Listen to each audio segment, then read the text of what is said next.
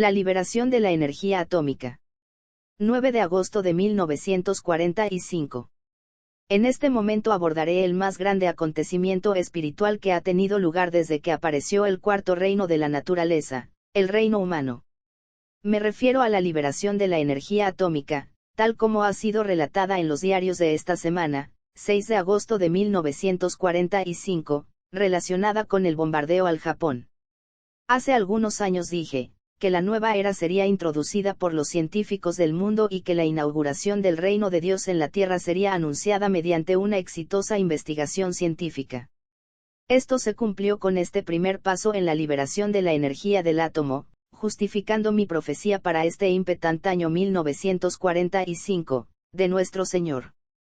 Haré uno o dos enunciados respecto a este descubrimiento, dejando que ustedes los apliquen y hagan sus propias deducciones. Poco se sabe todavía sobre la verdadera naturaleza de este acontecimiento y menos se comprende. Ciertas ideas y pensamientos sugeridos pueden ser de valor real aquí, para permitirles ver este estupendo acontecimiento bajo una mejor perspectiva.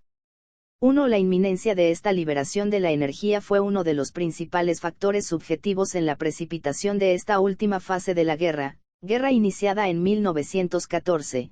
Pero su última y más importante fase comenzó en 1939. Hasta entonces fue una guerra mundial. Después de esa fecha, y debido a que las fuerzas del mal se aprovecharon del estado de guerra y beligerancia que existía en el planeta, empezó la verdadera guerra, involucrando a los tres mundos de la evolución humana y a la consiguiente actividad de la jerarquía. La atención está normalmente enfocada sobre las exteriorizaciones de la vida. Sin embargo, todos los grandes descubrimientos, tales como los realizados en relación con la astronomía o las leyes de la naturaleza, o que involucran una revelación tal como la de la radiactividad, o el acontecimiento épico anunciado esta semana sobre los primeros pasos dados en el control de la energía cósmica, siempre son resultados de la presión interna que emana de las fuerzas y vidas que residen en lugares elevados. Las mismas presiones internas actúan regidas por las leyes del espíritu y no únicamente por las que ustedes denominan leyes naturales, son el resultado del trabajo impulsor de ciertas grandes vidas, que actúan en relación con el tercer aspecto de la divinidad, la inteligencia activa, y conciernen al aspecto sustancia o materia, de la manifestación. Tales actividades son motivadas desde Sambhaya. Esta actividad es puesta en movimiento por esas vidas que actúan en su elevado plano, causando gradualmente una reacción en los distintos sectores de la jerarquía, particularmente los que trabajan guiados por maestros de tercero, quinto y séptimo rayos. Los discípulos que están en los niveles físicos de actividad, oportunamente se hacen conscientes del fermento interno, y esto sucede consciente o inconscientemente, así son impresionados y se inicia y lleva a cabo el trabajo científico desde las etapas de experimentación hasta el éxito final. Un punto debería recordarse aquí y es que esta fase se aplica tanto a la Gran Logia Blanca como a la Logia Negra Una, dedicada a la tarea benéfica de purificar y ayudar a todas las vidas en los tres mundos de la evolución material y de liberar al alma en la forma, la otra, a retardar el proceso evolutivo y a cristalizar continuamente las formas materiales que ocultan y velan el anima mundi. Ambos grupos estaban profundamente interesados e implicados en el asunto de la liberación de la energía del átomo y la liberación de su aspecto interno, pero sus móviles y objetivos fueron ampliamente diferentes. 2. La inminencia de esta liberación inevitable y dirigida produjo una enorme tensión en los círculos jerárquicos, porque, expresando la idea en tono familiar, se inició una carrera entre las fuerzas de la oscuridad y las fuerzas de la luz, a fin de poseer las técnicas necesarias para traer la liberación de la energía necesaria. Si las fuerzas de la oscuridad hubieran triunfado y poseído las potencias del eje, las imprescindibles fórmulas científicas, nos habrían llevado a un mayor desastre planetario. La energía liberada habría sido empleada, primero, para destruir completamente todo lo que se oponía a las fuerzas del mal y luego habría sido prostituida para mantener una civilización acrecentadamente materialista y sin ideales. No podía confiarse este poder a Alemania, porque todos sus móviles eran forzosamente erróneos. Aquí podríamos caer en la familiar trivialidad religiosa de que el bien innato en la humanidad y su divinidad inherente en el género humano, hubieran triunfado oportunamente, porque nada puede finalmente vencer la tendencia universal hacia el bien. Ustedes tienden a olvidar que si las fuerzas del mal poseyeran poderes que pudieran destruir la forma en los tres mundos en una escala muy vasta, las almas de los aspirantes y discípulos avanzados y las de los iniciados que quieren encarnar, no podrían venir a la expresión externa durante una crisis mundial particular, pues se afectarían terriblemente los acontecimientos programados de acuerdo al factor tiempo del proceso evolutivo, y se demoraría grandemente, quizás por milenios, la manifestación del reino de Dios. El momento para esa manifestación ha llegado, de allí la poderosa actividad de las fuerzas oscuras. La tendencia a obstaculizar el progreso planeado constituyó una amenaza definida e indicó un supremo peligro y un problema. Las fuerzas del mal estuvieron mucho más cerca del éxito de lo imaginado, tan cerca de lograrlo, que en 1942, durante 4 meses, los miembros de la jerarquía espiritual hicieron todos los arreglos pertinentes para retirarse del contacto humano durante un lapso indefinido e imprevisible, los planes para un más estrecho contacto con el proceso en los tres mundos y el esfuerzo para combinar y fusionar los dos centros divinos, la jerarquía y la humanidad, en un todo activo y colaborador. Parecieron condenados a ser destruidos. Su fusión habría significado la aparición del reino de Dios en la tierra. Los obstáculos para tal fusión, debido a la activa tensión de las fuerzas oscuras, parecían en ese momento insuperables. Creímos que el hombre sería derrotado debido a su egoísmo y al abuso del principio del libre albedrío. Hicimos todos los preparativos para retirarnos, pero al mismo tiempo luchamos para que la humanidad eligiera correctamente y viera las cosas con claridad. Se evitó la necesidad de retirarnos. No puedo decirles de qué modo, excepto que los señores de la liberación dieron ciertos pasos inesperados. Fueron inducidos a hacerlo debido a los poderes invocadores de la humanidad, conscientemente empleados por quienes estaban a favor de la voluntad al bien, e inconscientemente por todos los hombres de buena voluntad. Estos pasos ayudaron en los esfuerzos de quienes luchaban en el campo de la ciencia, para establecer el verdadero reconocimiento y las rectas relaciones humanas. La tendencia existente que tiene el poder de conocer y descubrir una forma definida de energía fue desviado de las demandantes mentes evocadoras de quienes trataban de destruir al mundo de los hombres, y les trajo una especie de parálisis mental. Los que procuraban acentuar los correctos valores y salvar a la humanidad, fueron simultáneamente estimulados hasta alcanzar el éxito.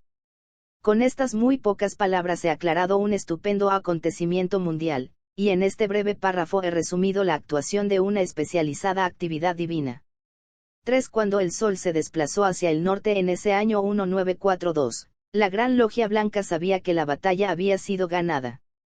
Sus preparativos fueron detenidos y los maestros se organizaron para un renovado esfuerzo, por intermedio de sus discípulos, a fin de crear esas condiciones que, lo nuevo y de lo que estaba de acuerdo al amoroso propósito divino, pudiera avanzar libremente. La guerra no fue ganada porque se rindió Alemania. Solo fue el resultado externo de sucesos internos. La guerra la ganaron las fuerzas de la luz cuando la potencia mental de las fuerzas del mal fue vencida y la energía del futuro dirigida o manipulada por quienes buscaban los valores humanos superiores y el bien espiritual del género humano. 4 factores subyacen en el importante acontecimiento de la liberación de este tipo de energía atómica, errónea y anticientíficamente llamada la fisión del átomo. Hay otros factores, pero los de real interés son 4. Hubo una afluencia claramente dirigida de energía extraplanetaria, liberada por los señores de la liberación, que fueron invocados con éxito, mediante el impacto de esta energía sobre la sustancia atómica de la cual se habían ocupado los investigadores científicos, efectuándose cambios que les permitió alcanzar el éxito. Los experimentos realizados fueron, por lo tanto, subjetivos y objetivos. Ve un número de discípulos que trabajaban en los ashramas de quinto y séptimo rayos, emprendieron un concentrado esfuerzo que les permitió impresionar a los discípulos menores en el campo científico y los ayudó a vencer las casi insuperables dificultades que enfrentaban. Se hubo también un debilitamiento de la tensión, que hasta entonces había mantenido unidas externamente a las fuerzas del mal, y una creciente incapacidad del grupo del mal encabezado por las potencias del eje, para superar la fatiga incidental a la guerra. Esto trajo ante todo un constante deterioro de sus mentes y luego de sus cerebros y sistemas nerviosos. Ninguno de los hombres que dirigieron el esfuerzo del eje en Europa es hoy psicológicamente normal, todos sufren algún tipo de deterioración física y esto ha sido un real factor en su derrota, aunque resulta difícil comprenderlo. Esto no sucede en el caso de los japoneses, cuya constitución psicológica es totalmente distinta como también su sistema nervioso, que posee la cualidad de la cuarta raza raíz. Serán y están siendo derrotados por medidas bélicas físicas y por la destrucción física de su potencial de guerra y la muerte del aspecto forma. Esta destrucción y la consiguiente liberación de sus aprisionadas almas es un evento necesario, justifica el empleo de la bomba atómica sobre la población japonesa. El primer empleo de esta energía liberada ha sido destructivo, pero les recordaré que ha sido la destrucción de las formas y no la destrucción de los valores espirituales ni la muerte del espíritu humano como fue la meta del esfuerzo del eje. No olviden que todo éxito, bueno o malo, depende del mantenimiento de un punto de tensión. Este punto de tensión involucra el enfoque dinámico de todas las energías mentales, emocionales y físicas, en un punto central de actividad planificada. Dicho sea de paso, tal es el objetivo de todo verdadero trabajo de meditación. En este acto de tensión, fracasó el pueblo alemán. Les costó la guerra, y se rompió la tensión porque el grupo de las fuerzas del mal que estaba impresionando al negativo pueblo alemán fue incapaz de alcanzar el punto de tensión que la jerarquía pudo lograr, cuando fue reforzado por la acción de los señores de la liberación. De otro factor fue la constante demanda invocadora y la plegaria, articuladas o no, de la humanidad misma. Los hombres mayormente impulsados por el temor y la innata movilización del espíritu humano contra la esclavitud, alcanzaron tal grado de energía demandante, que se creó un canal que facilitó grandemente el trabajo de la jerarquía, bajo la influencia ya directa de los señores de la liberación. 4. La liberación de la energía del átomo está todavía en una etapa extremadamente embrionaria. La humanidad conoce poco sobre la amplitud y la naturaleza de las energías que fueron extraídas y liberadas. Hay muchos tipos de átomos que constituyen la sustancia del mundo, cada uno puede liberar su propio tipo de fuerza. Este es uno de los secretos que la nueva era revelará a su tiempo, pero se ha hecho un comienzo bueno y sólido. Llamaría la atención de ustedes sobre las palabras liberación de la energía. La liberación es la tónica de la nueva era, así como ha sido siempre la tónica del aspirante espiritualmente orientado. Esta liberación ha comenzado por la liberación de un aspecto de la materia y la liberación de algunas de las fuerzas del alma, dentro del átomo. Para la misma materia ha sido una grande y poderosa iniciación, similar a esas iniciaciones que liberan a las almas de los hombres. En este proceso de iniciación planetaria, la humanidad ha llevado su trabajo como salvador del mundo, al mundo de la sustancia, afectando a esas unidades primarias de vida, de las que están constituidas todas las formas.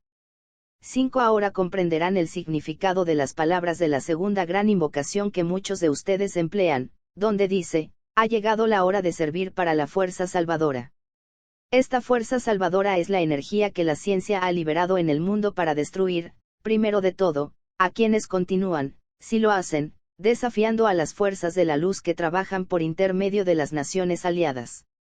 Luego, a medida que transcurre el tiempo, esta energía liberada introducirá la nueva civilización, el nuevo y mejor mundo y Science espirituales más sutiles.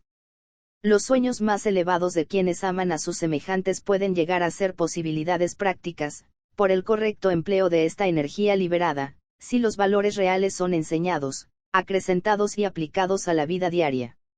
La ciencia ha hecho que esté disponible esta fuerza salvadora, corroborando mi anterior profecía.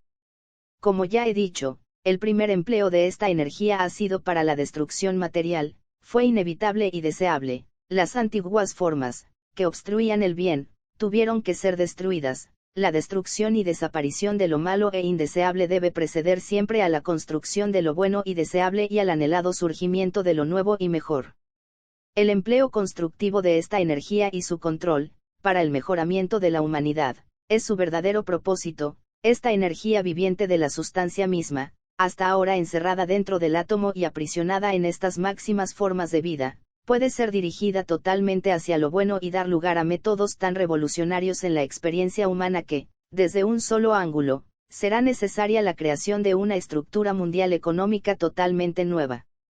A las Naciones Unidas les corresponde proteger esta energía liberada, para que no sea mal empleada ni prostituida para fines egoístas y propósitos puramente materiales. Es fuerza salvadora que contiene en sí el poder de reconstruir, rehabilitar y restaurar. Su correcto empleo puede abolir la indigencia y traer bienestar civilizado, y no lujo inútil, a quienes habitan el planeta. Su expresión en las formas del correcto vivir, si están motivados por rectas relaciones humanas, producirá belleza, calor, color y la eliminación de la enfermedad existente, el abandono, por el género humano, de todas las actividades que involucran vivir o trabajar bajo tierra, lo cual dará fin a toda esclavitud humana, a toda necesidad de trabajar o luchar por posesiones y cosas, y hará posible una condición de vida que dará al hombre libertad para alcanzar los objetivos superiores del espíritu. También evitará la necesidad de dedicar la vida únicamente a satisfacer las necesidades primordiales o para que las personas ricas o privilegiadas tengan demasiado, mientras otras nada posean. Los hombres de todas partes se habrán liberado, alcanzando un modo de vida que les proporcionará la ocasión y el tiempo para seguir objetivos espirituales, realizar una vida cultural más plena y alcanzar una perspectiva mental más amplia. Pero, hermanos míos, los hombres lucharán para impedirlo. Los grupos reaccionarios de todos los países no reconocerán la necesidad ni desearán este nuevo orden mundial que la liberación de la energía cósmica, aún en esta ínfima escala inicial, hará posible. Los intereses invertidos, los grandes carteles, los fondos y monopolios, que controlaron durante las últimas décadas que precedieron a esta guerra mundial, movilizarán sus recursos y lucharán a muerte por impedir la extinción de sus fuentes de enriquecimiento. Tampoco permitirán, mientras puedan evitarlo, transferir el control de este poder ilimitado a manos de las masas a quienes les pertenece por derecho. Los intereses egoístas entre los grandes accionistas, las firmas bancarias y las acaudaladas iglesias organizadas, se opondrán al cambio, excepto en lo que pueda beneficiarlos y traerles más ganancias a sus arcas. Los signos de esta oposición pueden verse en las declaraciones de ciertos hombres poderosos que alientan actualmente una oscura perspectiva en Londres, en Washington y en otra parte. El Vaticano, esa organización eclesiástica opulenta y reaccionaria, ha expresado ya su disconformidad, porque la Iglesia sabe que sus días están contados como los de todos los intereses menaterrios adjudicados, siempre que la humanidad rija sus decisiones durante los próximos 50 años, con la idea del mayor bien para el mayor número. Por lo tanto, en el futuro, las decisiones mundiales deben estar basadas en una firme determinación de llevar adelante las rectas relaciones humanas e impedir el control egoísta, financiero o eclesiástico, por un grupo de hombres provenientes de cualquier parte y en cualquier país. Creemos que la determinación de Gran Bretaña, Estados Unidos y Canadá, que poseen los secretos, está de acuerdo con estas líneas. Estas pocas sugerencias dará mucho material para reflexionar y una base real para un pensar confiado y progresista. Organícense ahora para el trabajo de buena voluntad. El futuro del mundo está en las manos de los hombres de buena voluntad y de todos los que tienen un propósito altruista. Esta liberación de la energía hará oportunamente que el dinero, tal como lo conocemos, no tenga importancia. El dinero, debido a las limitaciones del hombre, ha producido el mal y sembrado la discordia y el desconcierto en el mundo. Esta nueva energía liberada puede resultar una fuerza salvadora para todo el género humano, liberándolo de la pobreza, la fealdad, la degradación, la esclavitud y la desesperación, destruirá los grandes monopolios, acabará con la maldición del trabajo y abrirá la puerta hacia la edad de oro que todos los hombres esperan. Nivelará todas las capas artificiales de la sociedad moderna y emancipará a los hombres de la constante ansiedad y del arduo trabajo, que fueron los responsables de tanta enfermedad y muerte. Cuando estas condiciones nuevas y mejores se hayan establecido, entonces los hombres serán libres de disfrutar de las bellezas de la vida y de buscar el camino iluminado.